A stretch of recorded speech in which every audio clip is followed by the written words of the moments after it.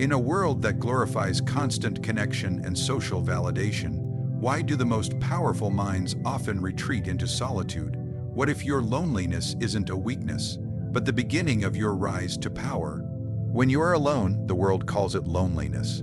They whisper as if something is wrong with you, as if being cut off from the noise, the invitations, the digital heartbeat of others, is a sickness. But what they do not understand, and what most fear to admit, is that solitude is not a curse. It is a form of clarity. A man surrounded by voices cannot hear his own. A mind bombarded by opinions will never form convictions. But in silence, the truth emerges like a flame in the dark. Every day, you are flooded with distractions, likes, notifications, news, advice, expectations. People tell you who you are before you've ever had the time to ask yourself that very question. You smile for them, you dress for them, you follow their map, not your own. You become a reflection of what they want, not a creation of what you truly are. But when you step away, when you choose solitude, you are finally left with the one person who matters, yourself. Now you may feel discomfort at first. Your body may ache for distraction. Your fingers reach for your phone. You feel the urge to scroll, to check, to respond. But understand this. That resistance you feel, that discomfort, is proof that you are entering a new state of power. You are detoxing from the approval of others. You are breaking the chains of dependency. Most people never make it past this stage. They run back to the noise. They fear what they'll see when everything else fades away. But you are not most people. The moment you choose solitude, you begin to sharpen. Your mind starts to focus. Ideas once drowned out by constant chatter begin to surface. You start to remember what you want, not what they told you to want. You begin to examine your thoughts without the pressure to perform. And this is where true vision begins. Great plans are not born in crowds. They are born in quiet corners of the mind, uninterrupted by applause or judgment. The generals of history, the philosophers, the revolutionaries, they all stepped into isolation at some point, not because they were weak, but because they understood that to rule the world, you must first be able to stand alone in it. Clarity doesn't arrive when you're surrounded by everyone. It arrives when you remove everyone. There, you confront your values. You question your habits. You reflect on your decisions. And you begin, often for the first time, to distinguish your voice from the noise of the world. That voice may be faint at first, but give it time. In solitude, it grows louder. It becomes a weapon. It becomes your compass. And once you know the direction of your own compass, you are no longer a follower. You are a strategist. Most people live their entire lives reacting to life. They are pushed, pulled, and shaped by others. Their emotions are controlled by the approval they receive. Their confidence rises and falls with the attention they get. That is not power, that is slavery. But when you are alone, you strip that away.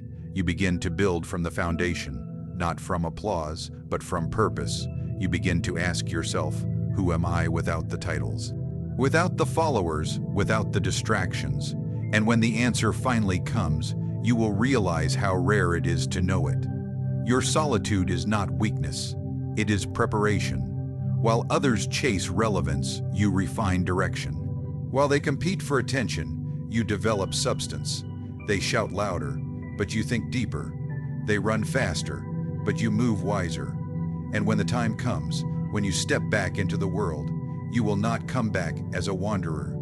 You will come back as a force. You will not speak like the rest. You will not act like the rest, because you will have something they do not. Clarity, clarity of purpose, clarity of identity, clarity of what truly matters. That is something only earned in the silence. In the solitude, in the moments no one sees. When you walk through the world alone, people look at you differently. They wonder why you're not with a crowd. They whisper, as if aloneness is a disease that might infect them next.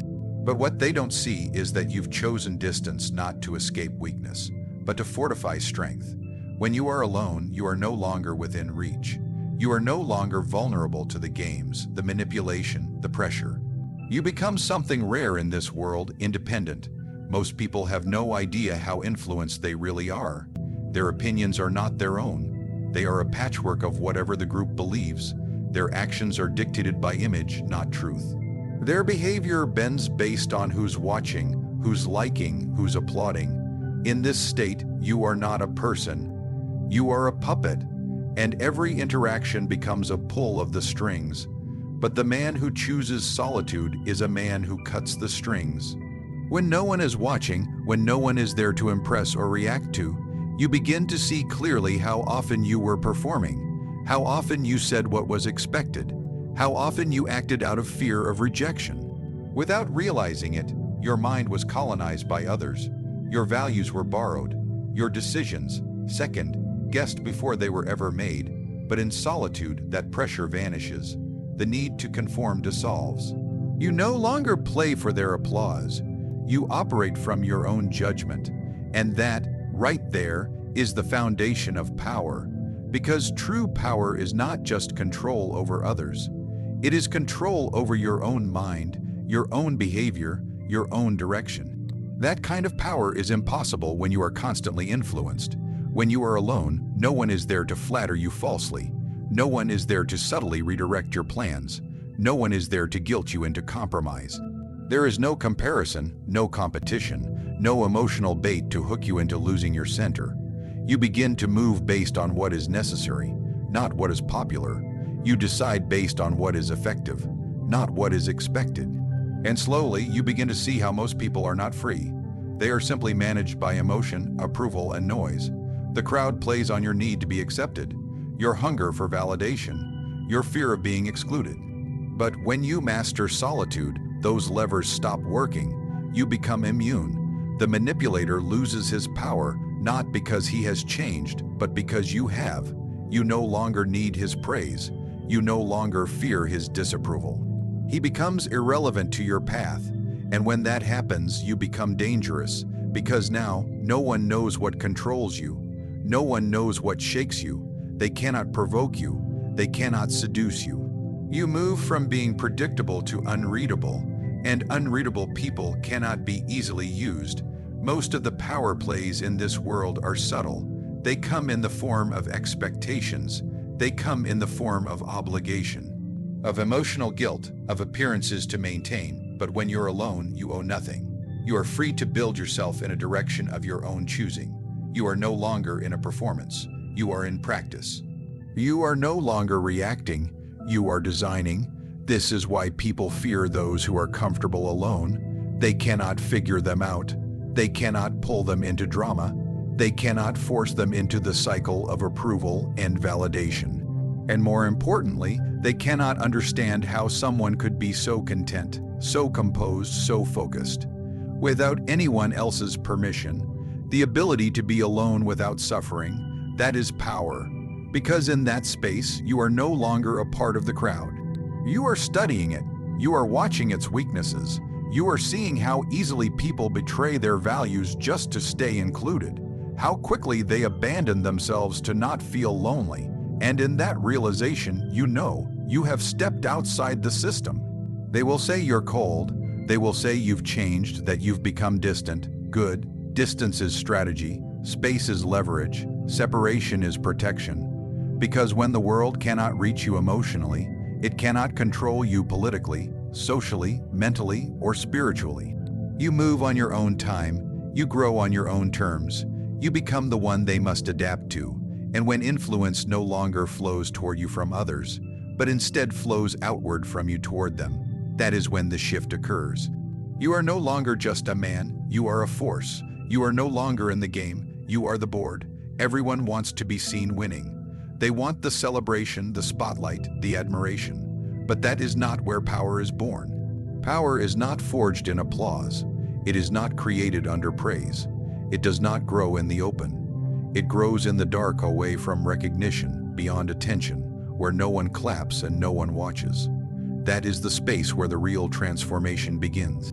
There is a reason the most dangerous men in history were silent before they struck. You never heard of them until it was already too late, because they didn't build in public. They didn't reveal their progress. They didn't broadcast their preparation. They buried themselves in isolation, and they worked. While others entertained, they trained. While others posted, they studied. While others bragged, they planned. And when they finally appeared, they didn't ask for respect, they took it. The modern world has tricked you into believing that visibility equals progress, that being known is the same as being powerful. But that illusion is fatal. It leads you to reveal your hand before the game begins. It makes you seek validation before you've built value. You end up chasing applause before you've earned achievement. And worst of all, you confuse motion for growth. But true power moves in silence. It develops quietly. It multiplies in the shadows, not because it fears the light, but because it understands timing. There is no advantage in revealing your strength before it is complete. There is no wisdom in exposing your hunger before you've sharpened your teeth. A sword is not announced. It is unsheathed when the moment demands it. You see, the man who disappears is not defeated. He is becoming something. The world thinks you're inactive when you go silent. That is good. Let them believe it. Let them think you've fallen off, that you've lost your way. Because when you are working in darkness, you are not distracted. You are not being judged. You are not being interrupted. And because of that, you are accelerating. It is in this darkness that your ideas evolve. Your character hardens. Your resolve becomes unbreakable. And without the noise of external validation, your focus becomes deadly. You start to live for results, not for recognition. You start to build something real, something no one can take from you. And when the time is right, when the weapon is ready, when the moment is ripe, you emerge. But by then, you're not the same man who entered the darkness. You're sharper, colder, more precise, because every minute you spent in that solitude was deliberate. Every hour was part of a grander plan. You didn't need a crowd to motivate you. You didn't need someone watching to keep you going. You were driven by something more powerful, necessity, the hunger to become. And that is why you become unstoppable. Because your growth was not for show. It was for survival. You didn't post your progress. You didn't share your blueprints. You didn't ask for feedback. You moved like a ghost, present but unseen. The average man broadcasts his potential and becomes predictable. But you kept your power concealed until it was irreversible. Even now, people waste their strength trying to impress those who will never matter. They show off muscles built for show, not war. They argue for dominance instead of preparing for it. They want to be feared before they've even learned to fight. But the man who trains in silence, who builds in secret, understands something deeper. Power is not claimed by announcing it. It is claimed by demonstrating it when it counts. All the great empires started as whispers. All revolutions began in the shadows. Every king first studied the battlefield before entering it. Because when you build in the dark, you build without noise, without weakness, without interference. You are not trying to be seen, you are preparing to be undeniable. And when you finally step into the light, no one will understand how you did it. They'll look for shortcuts, they'll search for your strategy. But they won't find it, because you didn't leave a trail. You didn't announce your process. You didn't beg for belief. You simply acted. And the results spoke for you. They will say you came out of nowhere. They will say you changed overnight, but you will know it was never overnight. It was never sudden. It was crafted, refined, and perfected. Under pressure, in darkness, in silence, where no one could see and no one could stop you. Everyone wants control. Control over their life, over their choices, over the people around them. But what most people never understand is that control begins with one battlefield, the self. Before you can rule over others, you must first conquer the only opponent that lives with you every second of your life, your own mind. Look closely at the world and you will see a pattern. Most people are ruled by their emotions. Their anger drives them to ruin. Their fear stops them before they begin. Their desire makes them weak. Their ego blinds them. They react, they explode, they chase, they doubt, but they do not lead themselves. They are not in control, they are controlled. This is why solitude is so critical, because it removes the distractions, the performances, the excuses. It forces you to face the raw, unfiltered version of yourself. No audience to impress, no applause to chase, no enemy to blame, just you, and every weakness you've hidden from. When you are alone, the lies you tell yourself start to fall apart. There is no one to entertain. No mask to wear, no reputation to manage. What remains is your truth, And that is where real power begins, not in pretending to be strong, but in confronting your weakness with brutal honesty. In the quiet, you learn who you really are. Not the version society molded, not the identity your friends expect, but the core, the man behind the armor, the one you've ignored. You begin to notice the habits you've allowed to go unchecked, the mental traps you keep falling into.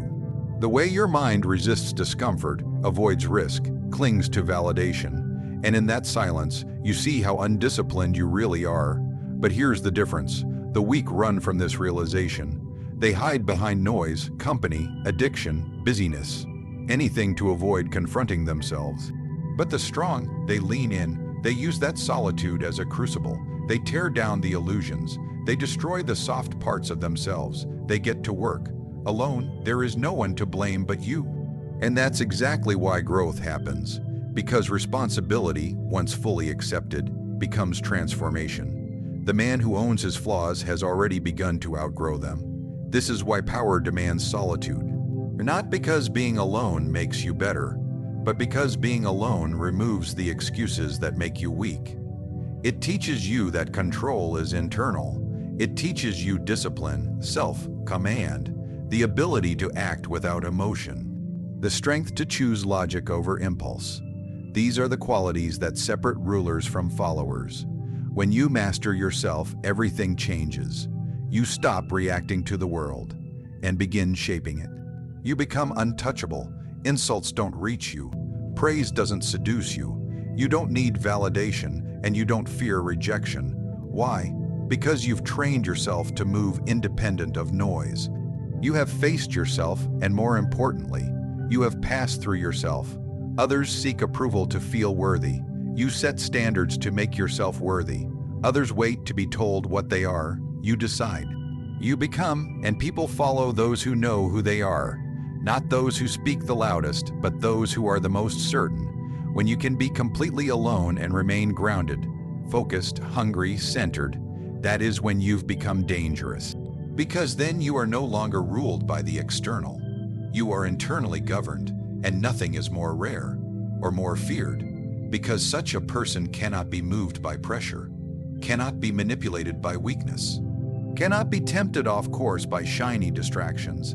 He is not reacting, he is orchestrating, to lead others, to command respect, to dominate any space. You must first prove you can lead yourself through the worst parts of you. That is the final war, and it is fought in silence, behind closed doors, in early mornings and late nights when no one else sees. That is where kings are made, not by birthright, not by applause, but by mastery. Mastery of thought, mastery of reaction, mastery of self. And when you emerge from that war, you will not need to speak loudly. You will not need to prove anything. People will feel it. They will sense the weight you carry, the calm in your presence, the sharpness in your eyes. They will recognize the discipline you've built, and they will respond, because in a world of emotionally fragile, easily influenced, chaotic men, your stillness, your control, your silence becomes terrifying. You were taught to fear being alone, to see it as a sign of weakness, failure, or exile. But now you know the truth. Solitude is not your enemy. It is the territory of transformation. It is the crucible where clarity is born, where influence is shattered, where strength is forged in silence and fire. It is where you shed the borrowed opinions of the world and face your unfiltered self. And it is where you learn that before you can lead others, you must first dominate the only kingdom that truly matters, your own mind. The man who masters solitude is not empty. He is full of purpose, of vision, of control. He is immune to distraction, resistant to manipulation, untouchable by the noise of the crowd. He builds not for approval, but for legacy. He sharpens in the shadows so that when he enters the light, he does not blink, he does not flinch, and he does not apologize. So the next time the silence surrounds you, do not run from it. Do not drown it with noise. Sit in it. Let it strip you bare. Let it train you.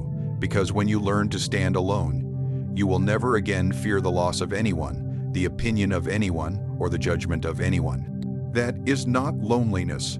That is power.